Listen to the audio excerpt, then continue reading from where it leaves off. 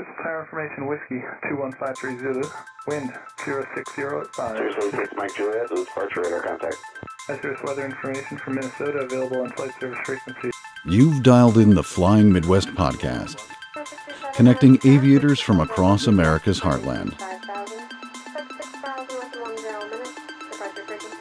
sharing news, information, and events from around the region. Calling Nancy 53 on Oak Tower, Roger, turn left heading 070, runway 9er, clear for takeoff. Sit back, relax, and join our crew for some hangar talk as we discuss a wide variety of regional aviation topics. Departure 71143, flying 5, Tower runway 28 left, quick takeoff, left hand southbound first. And now, from our home at the Anoka County Blaine Airport, our checklist is complete, and we're ready for departure for another episode of the Flying Midwest podcast. Contact departure, every flight. What is going on, everyone? Jim here with the Flying Midwest podcast. So happy you're able to join us.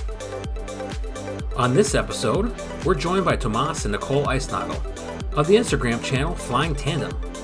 They'll share with us their story, their adventures in aviation, and their journeys across the country. And as always, news, information, and events from around the region, with some friendly hangar talk along the way. So strap in and let's take off into this episode of the Flying Midwest podcast. Hey guys, Trevor here. And today we've got Maddie. Hi. And Jim. Hi, Trevor. How are we all doing? I am rejuvenated slightly. Yeah, how was Colorado? It was super great. It was both hot and I got sunburned and it snowed. So I got to hike in the snow and yes, I fell in it. It was great. Like spoken like a true Minnesotan. Yes. No, this was like Minnesota on steroids. We seriously got like a foot of snow after it being like 80 degrees the day before. It was awesome. Yeah, it's typical Colorado. We define awesome well, differently. Yeah. Well, okay. I was there and I didn't have to shovel any of it because it melted. It was Okay. That was great. But I also snowshoed up a mountain and then walked back down because the snowshoes were a little much, but I did it.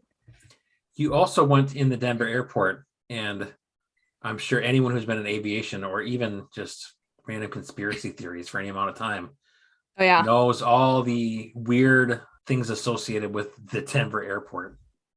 Lucifer being sentient. I thought that was Dallas. Lucifer is in Denver. For sure in Denver.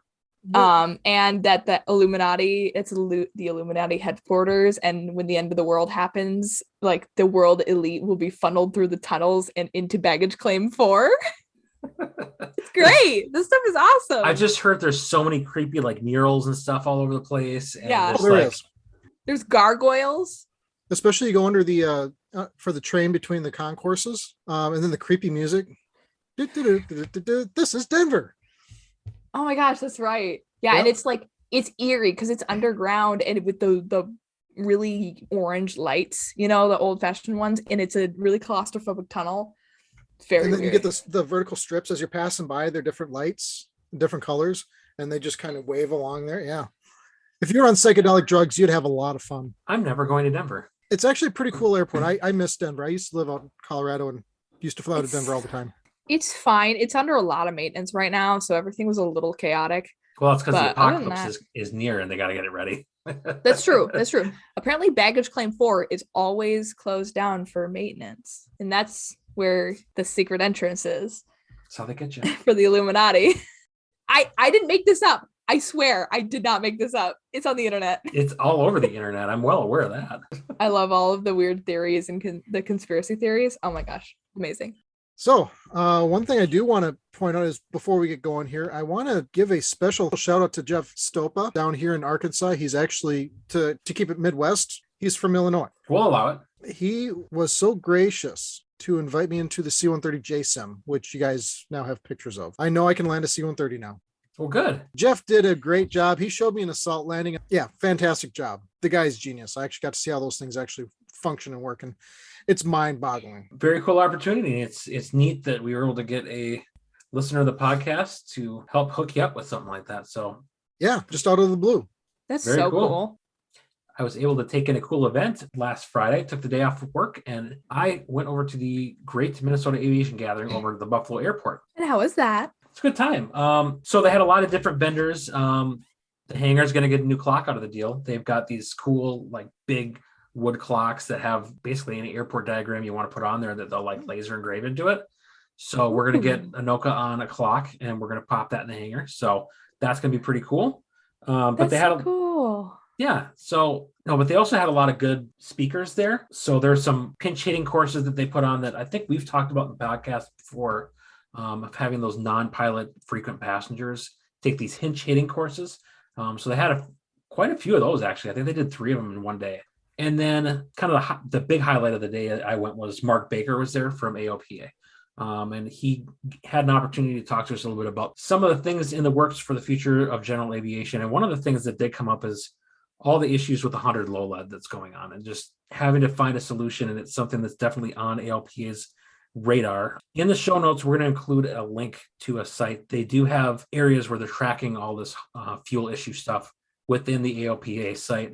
It's a great place to get some of those resources. And I will not in a million years be able to do justice to all the data they've collected. So I'm not going to try. So be good to check that out. He talked too about just some STEM programs that are popping up, as well as flying clubs are increasing across the country. And that's a big thing that ALPA is starting to advocate for and push a little bit more for to help build these flying clubs up, because that's where a lot of people are, engaging in aviation. Another interesting thing you mentioned is general aviation overall, if you compare now between 2019 is on an increase. So even though we're looking at these big pilot shortages and stuff like that, we keep talking about, general aviation is starting to pick back up. So that is good news and hopefully a sign of good things to come.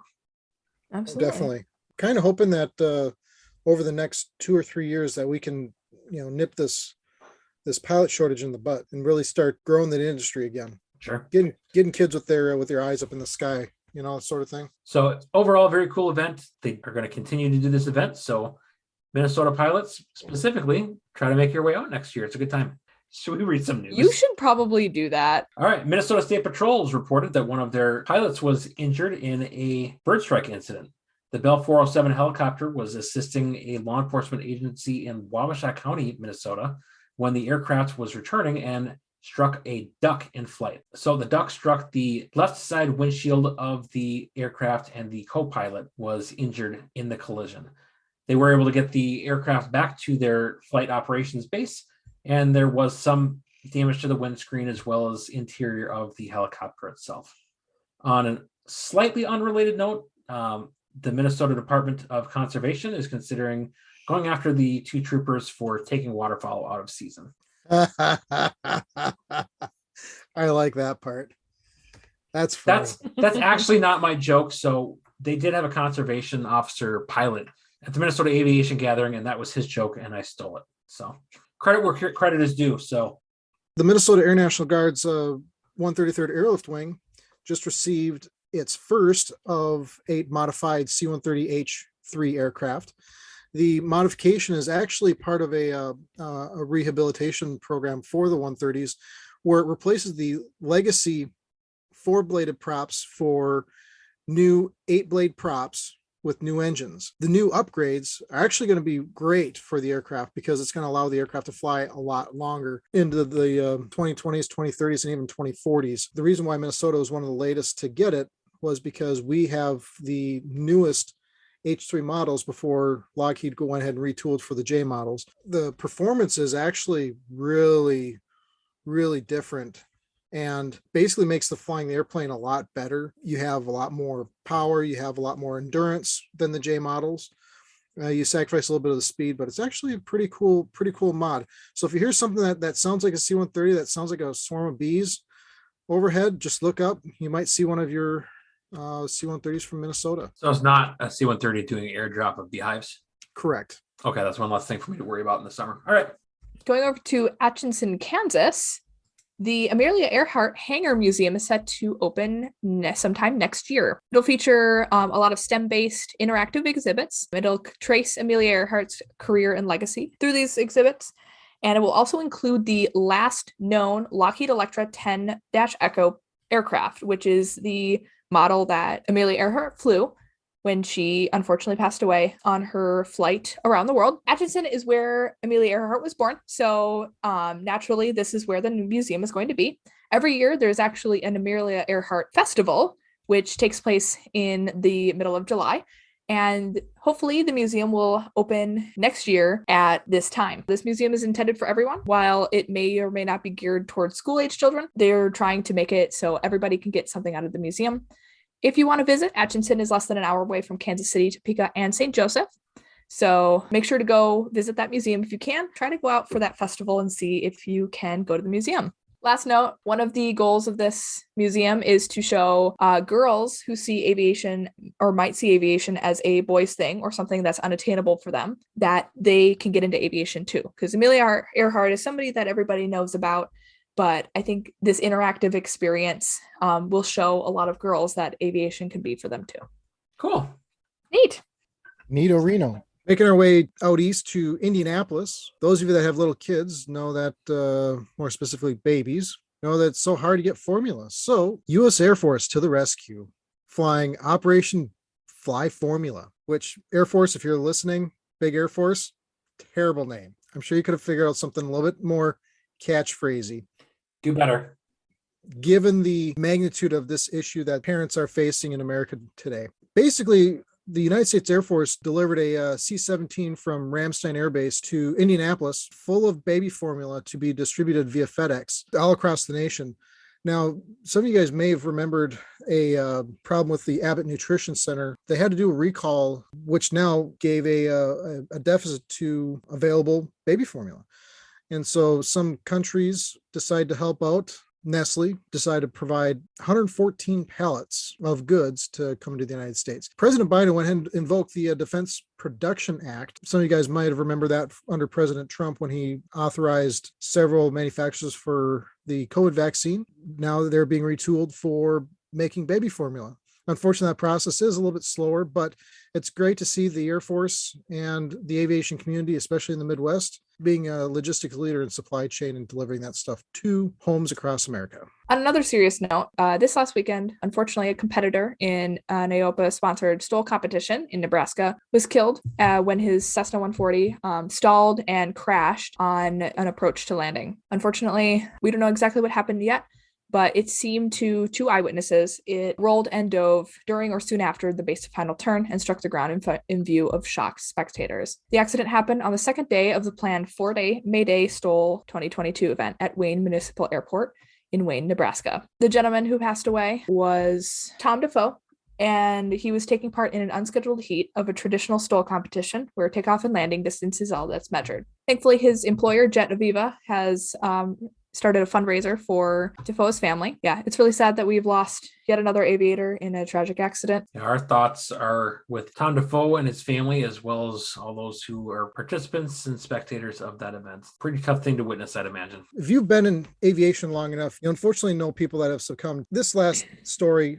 it hits a lot of people very hard. And, one thing to keep their memories alive is actually going to a lot of these, pancake breakfasts and things like that, because that's where you really get together as a community, and we can discuss them. We can have, learning discussions. Remember these people that have gone before us doing things that they absolutely love to do. Yeah, community is really important in aviation. I think that we all are in some way, shape, or form. It goes beyond just flying the aircraft. The community part of this is a big part of it. So, and that's why we actually do the events portion of this podcast as well. And frankly, why we do the podcast, to help build that community and, connect aviators with one another. And that wraps up our news. Let's talk about some events that are coming around the Midwest. We'll start off with one fairly close to home for me, the Anoka County Blaine Airport, June 11th, between 10 a.m. and 2 p.m., the Blaine Burger Bash Fly-In. It's hosted by EAA Chapter 237. The event will take place at the Atlantic FBO at the airport. No landing fees or ramp fees will be associated. There'll be a $1 per gallon fuel discount as well. Big deal right now, right? For real. Yeah. Another part of this event is it's going to go towards educational initiatives and Young Eagle flights through that EAA chapter, but I believe that there's also going to be opportunity to help determine interest and volunteers for the return of the Discover Aviation Days, which is an annual event that's held at the airport to help promote and showcase aviation to the local community. Heading over to Wausau, Wisconsin now, the Wings Over Wausau event will take place on June 24th at 4 p.m. That event features vintage car shows, drone demonstrations, local air shows presented by local pilots, as well as a large firework display at the end of the festivities. More information will be listed on their website, which we will include in the show notes. Next up, Air Power History Tour coming to Chicago, Illinois.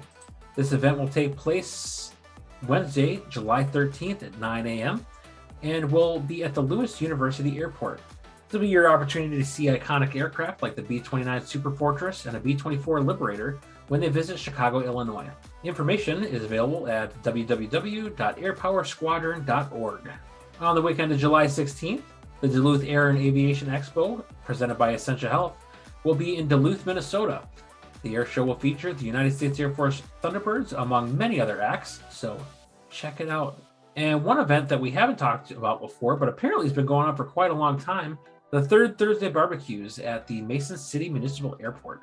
Apparently a group of aviators flocked to Mason City to participate in the monthly burger burn. In talking to Waterloo Jack, our last episode, he's going to hate me for calling him that again. He said he was fine with it. I know he did, but now I feel bad. He's probably getting made fun of by the 3 people that listen to our podcast. It's not nice. I think it has a nice ring to it. I do too.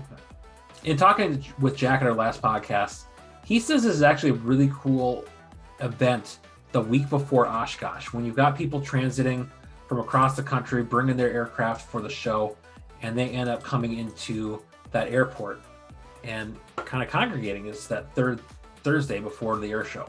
So this year, that's going to be on July 21st. It looks like it typically starts in the evening hours around 6 or 6:30. So that is a continual one that you can check out and have a grand old time. I'm going to try to get down to one of these. It sounds really cool. Fun. I mean, it would be a bit out of the way, but it'd be cool. It's only like an hour and 10 minutes. Yeah, it's not that long of a flight down. I looked it up. Oh, really? So, yeah, it's really about an hour and 10. It'd be cool to check that out. Not too bad. Go visit Jack, go meet some people, have some burgers. That actually does sound like fun. Yeah. Can I go with? I'll think about it. All right, you guys. So unfortunately, I was not able to participate in the interview this week because I was busy climbing mountains and goofing off in Colorado. So what did you guys end up talking about? Airplanes and stuff. Lots Okay. and lots of airplanes. Thanks, guys. You're welcome.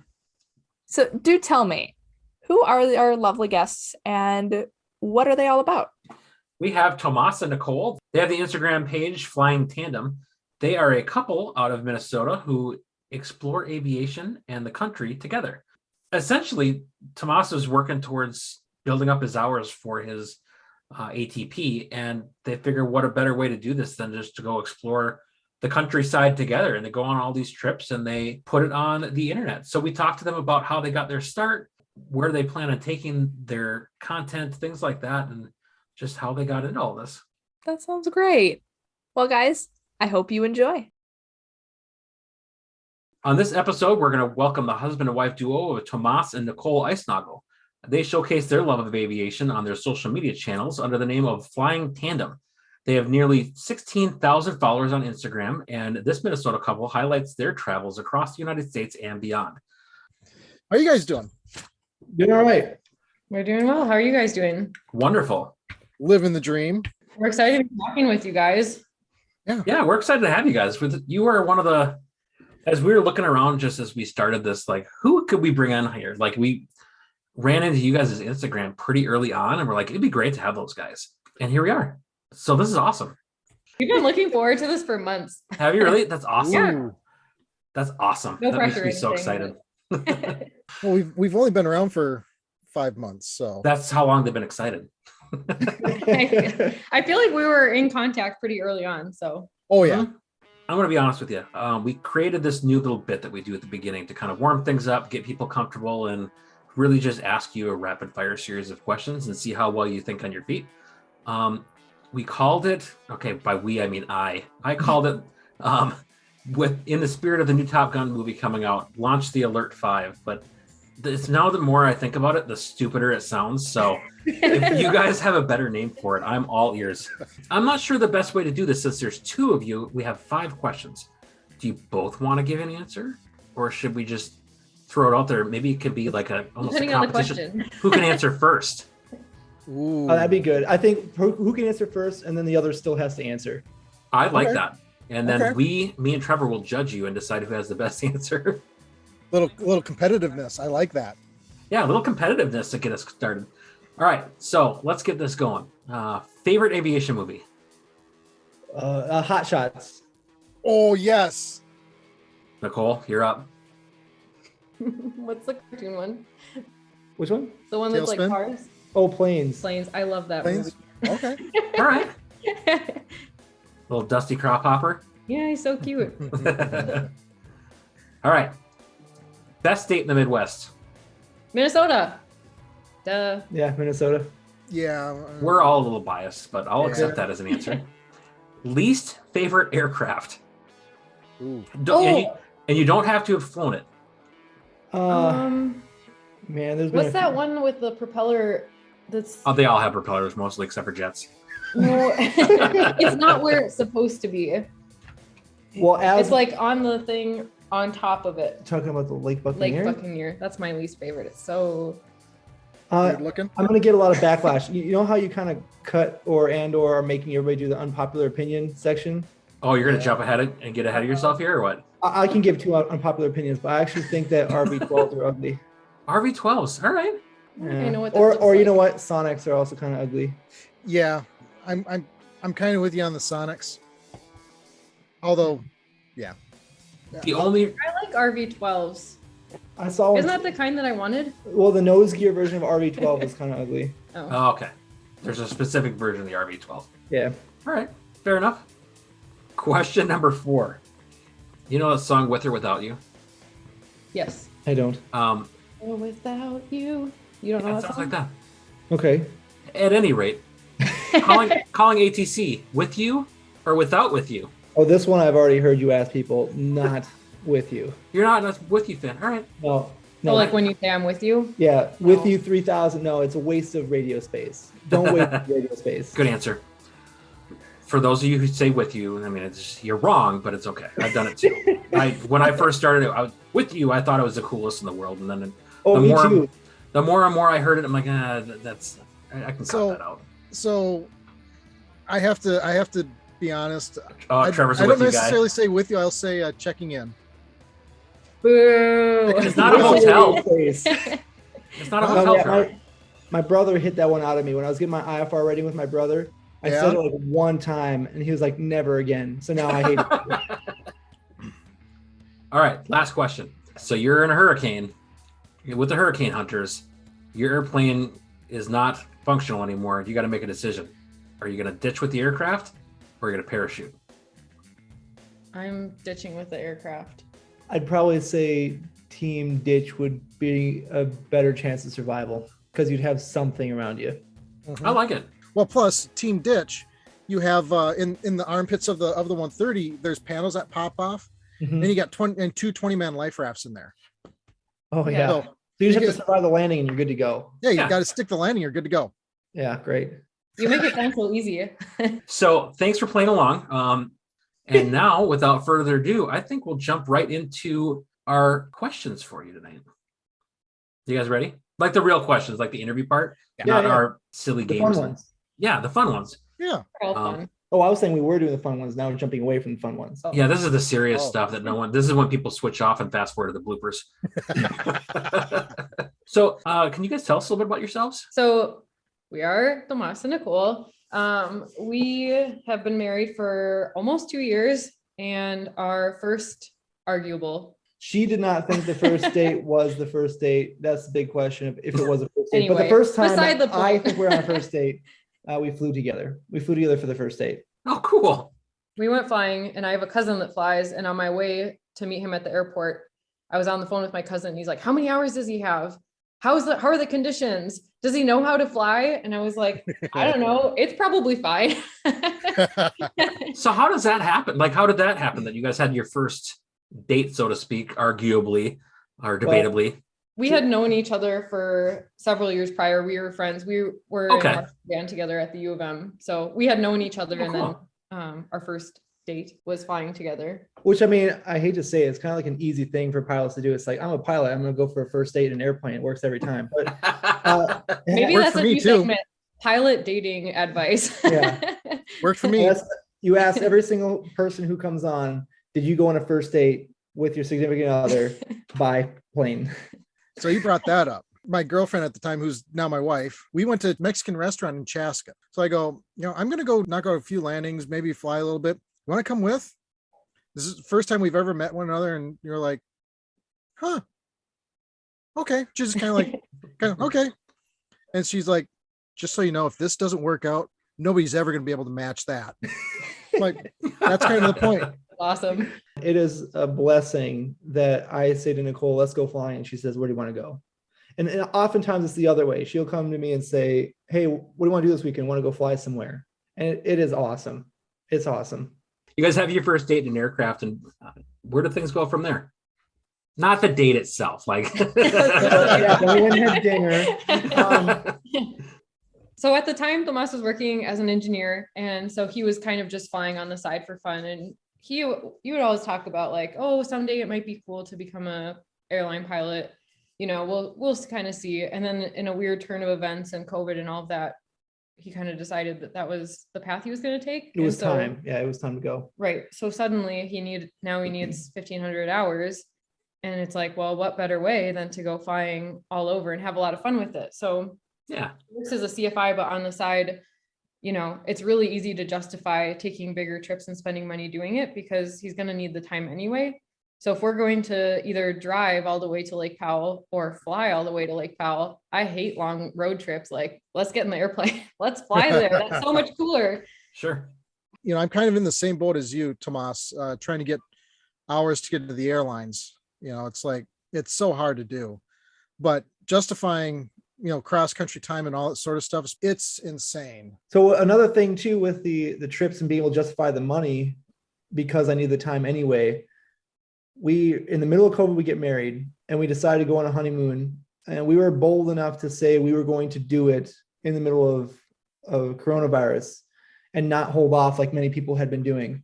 Mm-hmm. And we're saying where we want to go. We had talked about a few dreams and decided a few ideas what we want to do. Came down to Florida, and instead of saying airlines were at the time, 25% of flights were being canceled.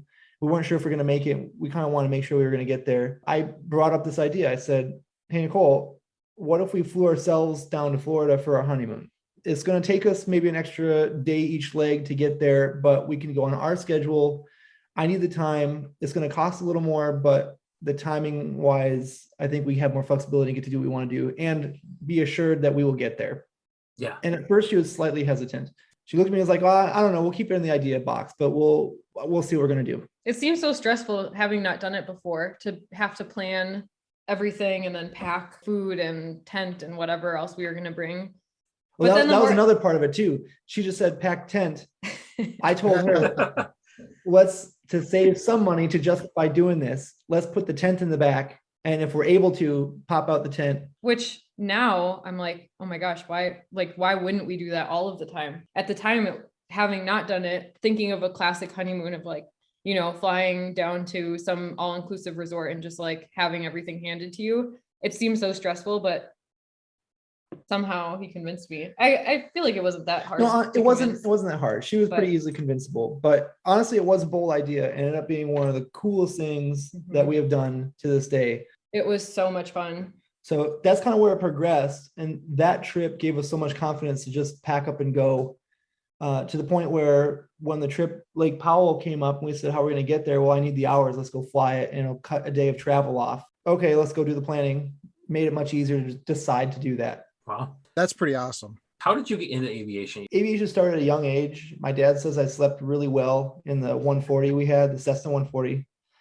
He said that I slept better there than not in the airplane. But then as I grew to an age close to where somebody could solo, my dad asked me, is this something you're serious about? Is this something you want to do? And my brother was older than me. He'd already done it before me. And I said, yeah, I want to do it. I do that. So then we had a Citabria 7 ECA at the time. Got me in that. Actually, one step back, we made a downhill racer that had a tailwheel from our 140 on it. So I had tailwheel practice before I even gotten into the Citabria. And I almost killed myself a few times on that thing. Once we got into the air, it was slow progress, but still progress nonetheless. I got my license at 17 and didn't do much with it. Flew probably as much as an average person would fly. And then after college, decided it was time to get the instrument rating. I was like, I should do this. It's safer and better. And from there, continued progressing all the way through all the ratings until I became a CFI, which is what I do now. One cool thing too about my situation, we realize we're very fortunate with what we do. We work really hard for these airplanes. These airplanes were totaled at one point and we rebuild them. My dad's a mechanic as well. Oh, nice. So a resource that we are very, very fortunate to use. So we rebuild these airplanes that are these dream airplanes and then fly them for as long as we can until they no longer fit the utility, and then sell them and get new projects and rebuild them. So that's what we're flying now, is airplanes that were at one point crumpled. Oh, wow. So you're talking about taking these aircraft that were all crumpled up and made them flyable again. Could you tell us a little bit about the aircraft that you do have access to right now? Currently, there are 3 airplanes flyable in our hangar. There is a 185, a Pit Special, and a Husky, A1B Husky. They each have their own stories. And in my life, we've had a few more that we've purchased, rebuilt, sold as well. Talking just on these 3, the quick story is the Pit Special. They took it apart to do some maintenance on it and they couldn't get it back together again. Little they know they had a bent frame. So we had to tear it all apart, redo the covering, cut out the bent frame, put it back together again. And overall, when it comes to overhauls, that was a relatively small job. The 185, I actually love the story. In fact, it's inspiration for one of the trips that we're looking to go on, hopefully in the next few months. The 185 was out in California, and the person that owned it was going into his buddy's grass strip, clipped a cornfield, ground looped it, and destroyed it, like tore the gear out of it. My dad said, I don't remember, I was a little bit young when we first got it, but my dad said that one you could walk through the airframe. Oh, So, wow. yeah, that was kind of beat up. And I remember the major part I had with that one is my dad sent me into the tail with a bucking bar and earplugs and said, find the rivets that I pushed through and buck them. So that was my experience there. And surprisingly, I can still hear some stuff. But on top of that, one of my most favorite experiences was that was the first engine my dad and I put together. That was the first one I was a part of. So I got to be a part of putting the engine together. It runs like a top. I'm so proud of that engine. And the Husky, if you do some research on this Husky, the previous owner, she didn't gear down land it, but it was on amphibs and she flared high, submarined the floats, and went over the top is what I understand from what all the research and all the broken parts we found on it. We rebuilt this Husky last June, and it's kind of been one of the bigger things Nicole and I have been flying is this Husky. And it's an awesome airplane. It is very, very cool. The floats are hopefully going to be done in the next few months. Hopefully, we'll see. So we're slowly rebuilding the floats, and then hopefully we'll see some seaplane flying on our channel too. That'd be cool. I look forward to that. Yeah, Me us too. That'd be a lot better than Swain Martin. So how did you turn your aviation passion into the blogging that you do and the Instagram content? I think it really started because I had so many pictures and videos on my phone of us doing these cool things flying. And, we would show our parents or, our friends, but I'm not going to post them all on my Facebook. Like nobody needs to see that many pictures of airplanes or. Well, that's debatable. That's debatable. Clearly some people do want to see it. So we started just over a year ago, I think. We started pretty much just at the honeymoon. It started with just random pictures. And I really, truly thought like my friends can look at it if they want to. It would be cool if it became something. And then we started following other people who flew, like Fly Me to the Fun. I don't know if you know who they are, but they were kind of like a big inspiration for us. As we started watching other people, we're like, oh, we can make reels like this. Actually, what we do, I don't think we ever take it for granted, but I don't think that we know how many people are curious to see what we're doing. So we just started to make reels and post more and more. And somehow when we hit 10K, I was like, what? 10,000 people? It's been fun to watch people react to trips that we do or ask us questions. Sometimes we get messages from people like, oh, I've always wanted to learn how to fly. Can you give me some advice on how to get started? And it's just really cool to connect with people that way. Oh, for sure. And then I'm like, hey, Tomas, you got to respond to this message because I don't know how. They're asking what kind of engine it is. I don't know. One of the guys that I thought was my biggest inspiration, I think I was deployed to Afghanistan, and I came across Mr. Aviation 101, so Josh Flowers. Mhm. And he was one of those guys that he was just, if you've ever been on a trip, let's just call it a trip for a very long time, and you're like, you need motivation to kind of keep going, and you're living for the next day or the next week. And that's exactly how it was for Josh and I. We've gotten to had some pretty good conversations over the years.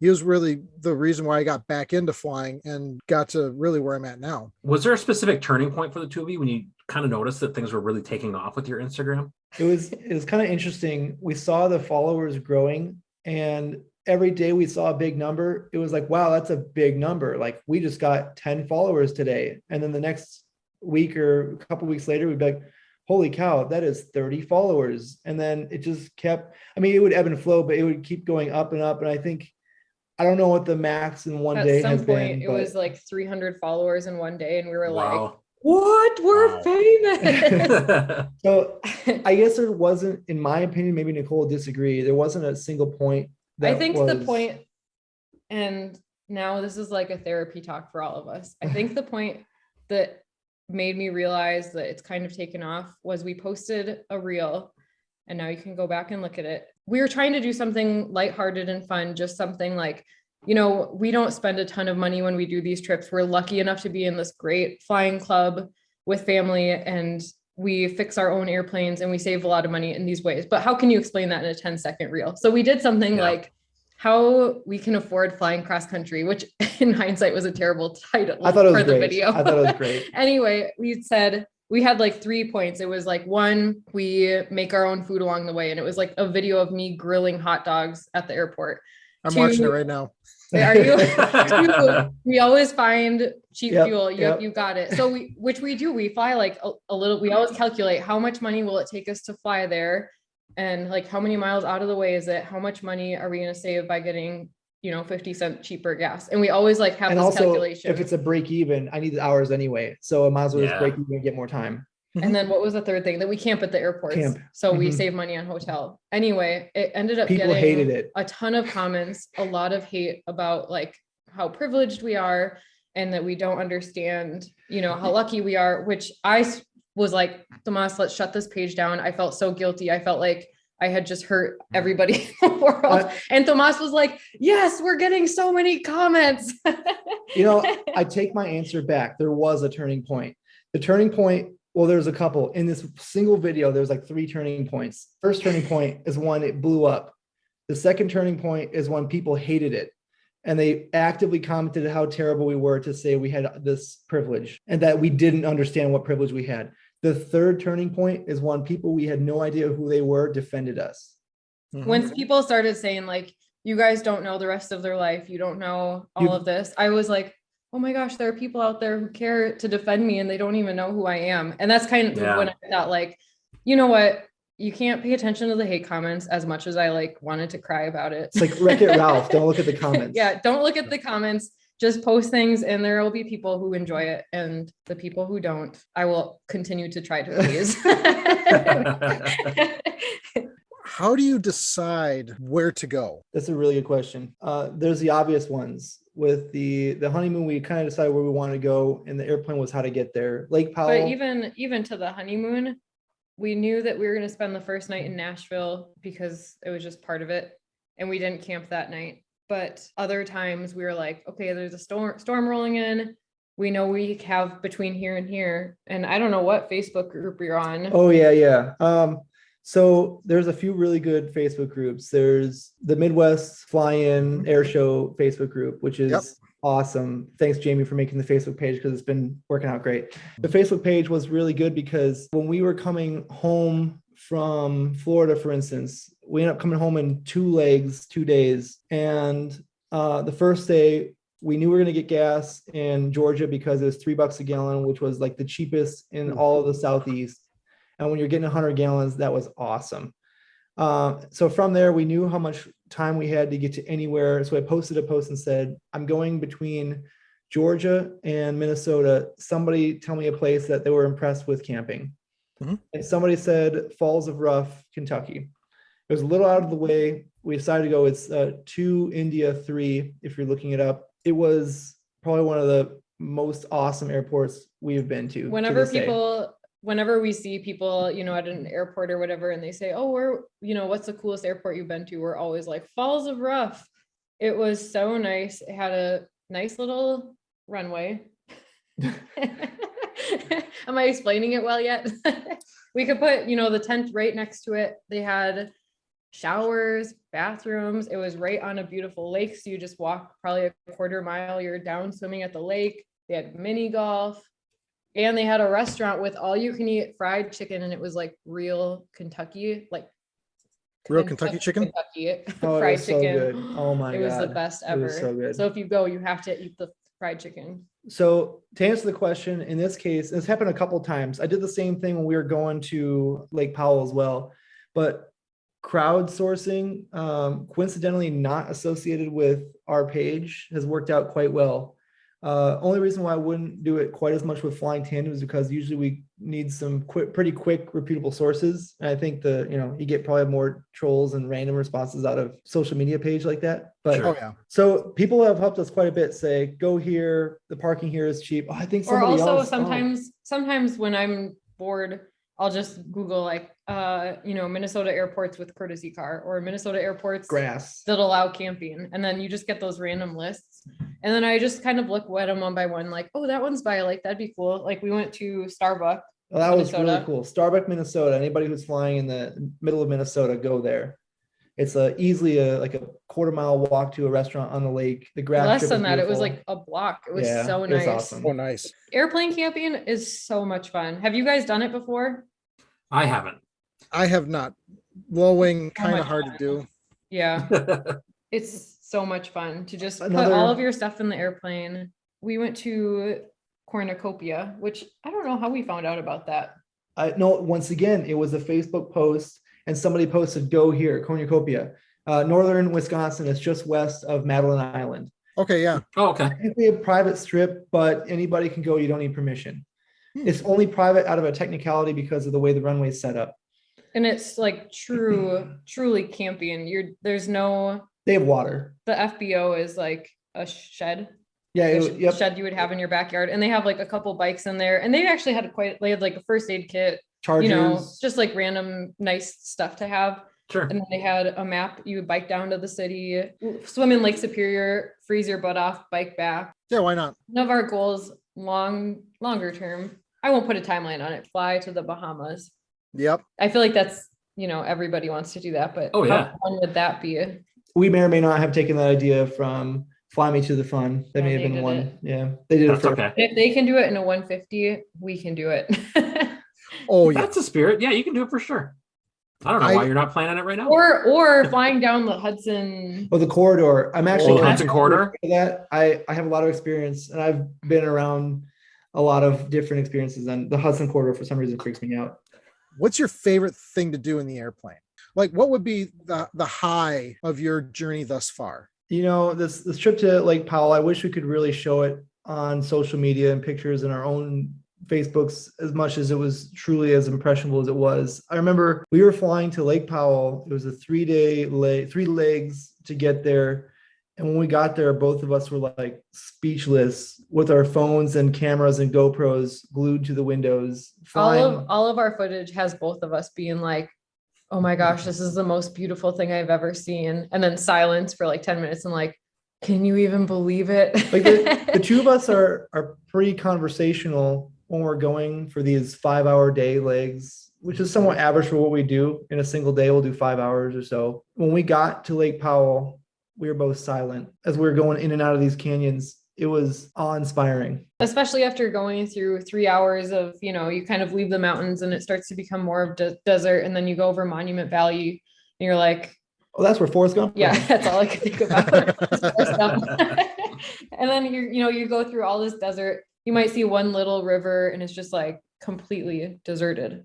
And then you start to see Lake Powell, just a little bit of the river, and then it starts to grow and it's it was unbelievable. So that was obviously amazing. Honestly, my favorite thing to do in the airplane is when we pack up the plane, kind of take your time getting there. The sun sets late. So, just pack everything up. Which kills my mom because she's like, what, you guys are Yeah. flying? It's like almost dark. It's like, yes, we're flying. It's almost dark. We're going to get there. And then getting somewhere, setting up your tent, kind of figuring out. One of the fun things that we've done now a couple times when we camp is we get somewhere and it's dark. And if you've never been there before, you're like, I don't know, I guess here's a good spot to put this tent. And then you wake up in the morning, you're like, oh, this is where I am. Oh, we're right in the middle of the grass runway. Yeah. No. Yeah. Thankfully that hasn't happened yet, but. So we talked about the high. What's the low? What's your worst destination you ever gone to? This podcast. No.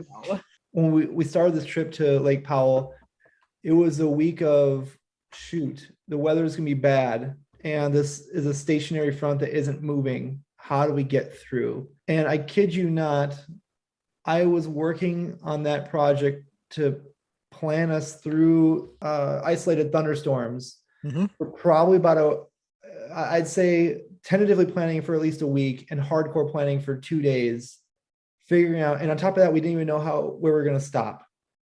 So figuring out how to do everything relatively economical, for sure safe. And I was pretty stressed for a couple of days. I was pretty stressed until we got through that line.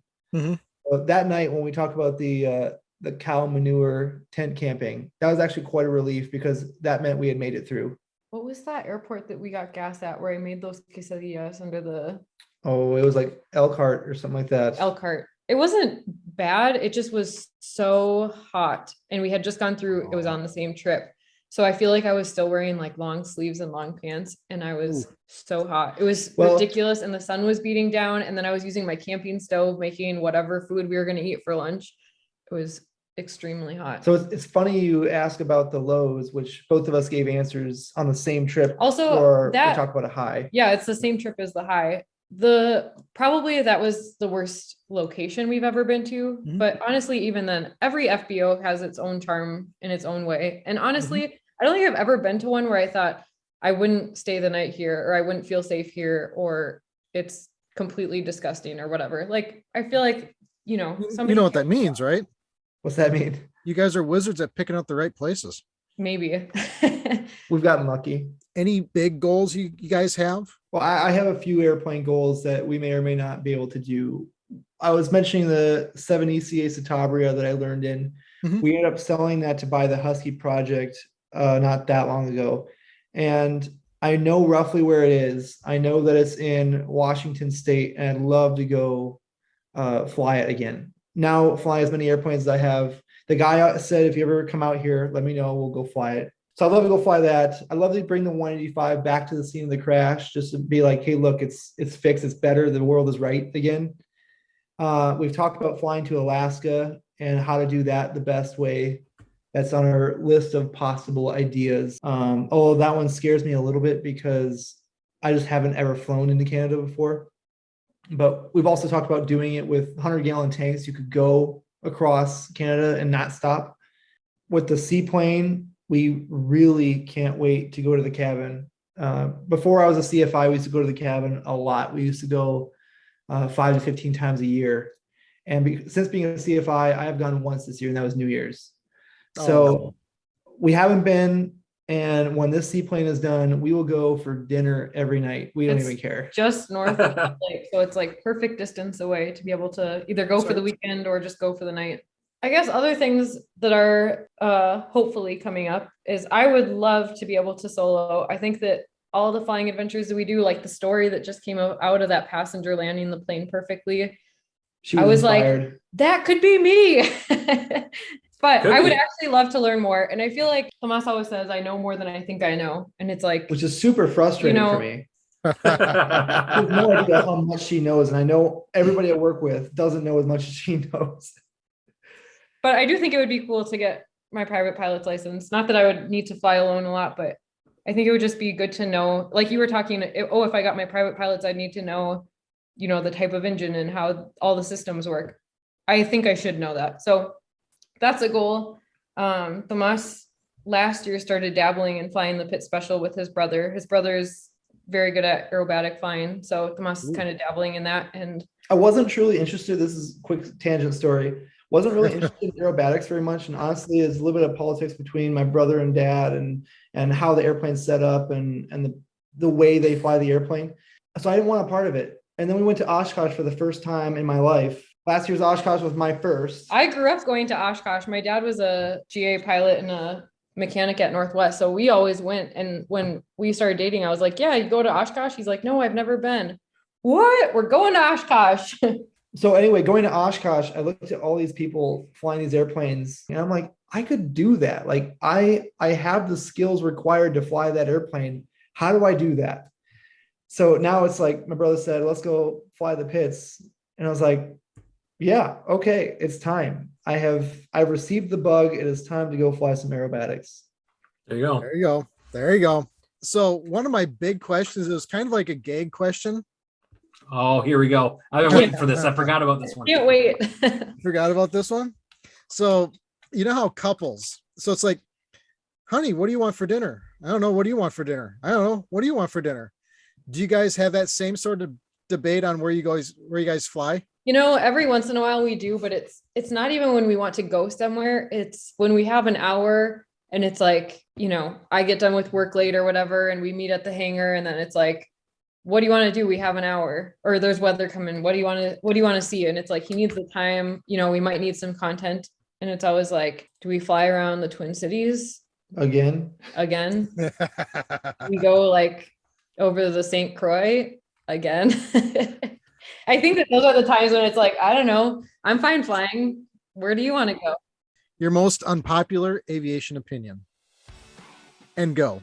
You go first. I was trying to think. Well, I came up with one. I'm trying to remember what it was though. I can't remember. If you have one, go for it.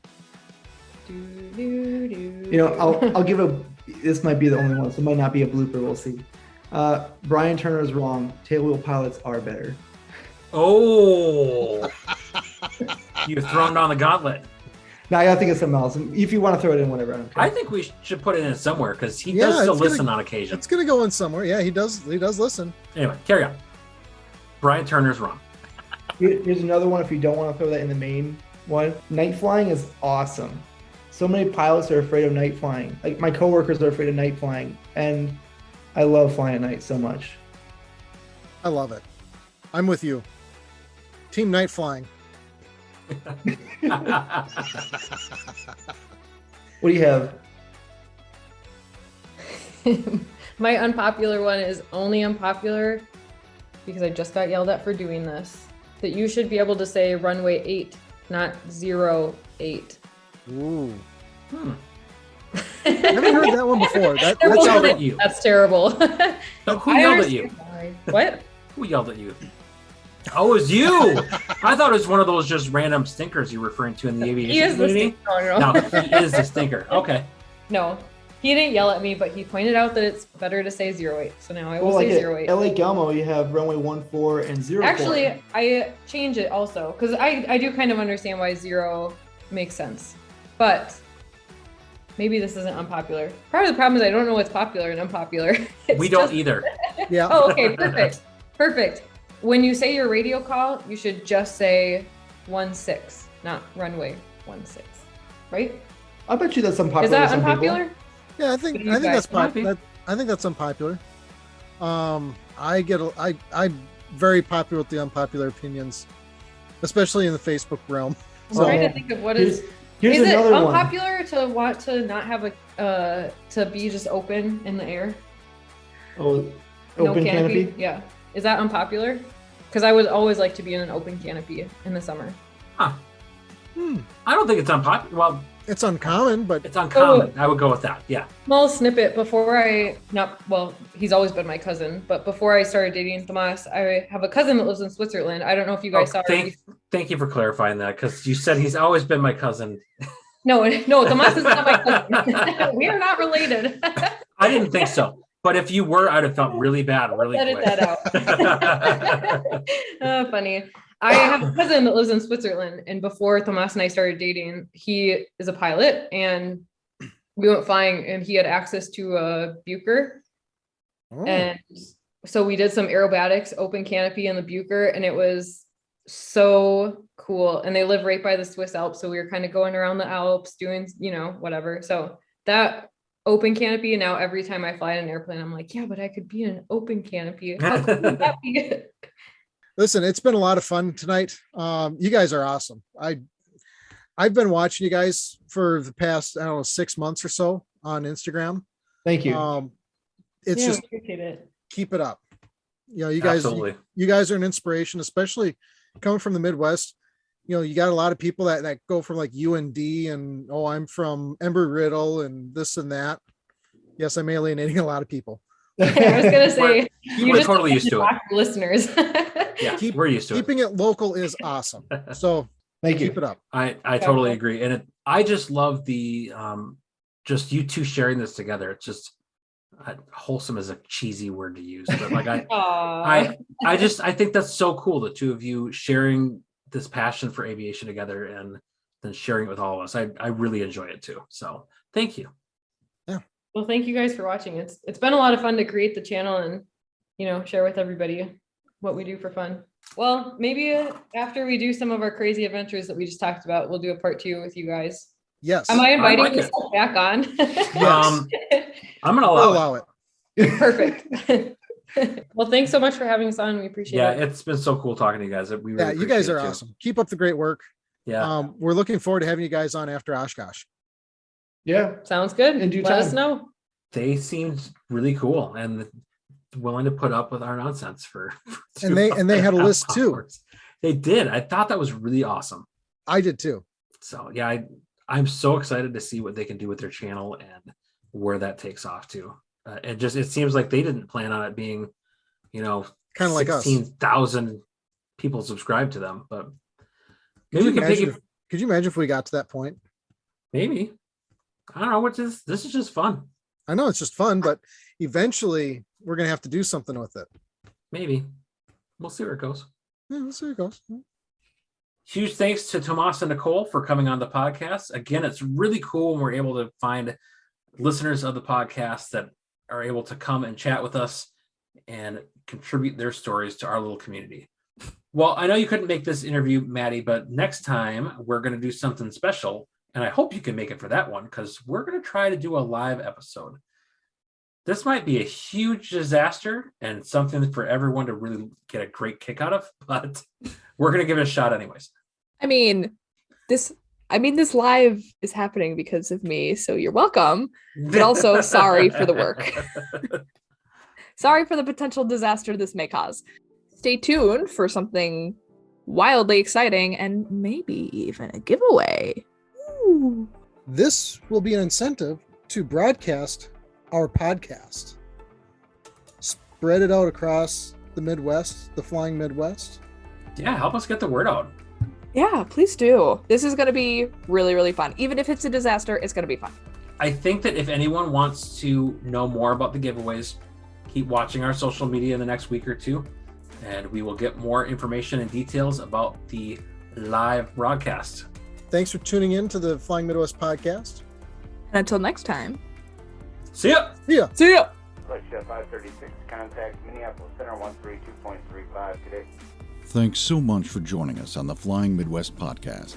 Until next time, podcast service terminated, squawk VFR, frequency change approved. Good day. Hey, flying fans, it's time for the Flooper... Oh.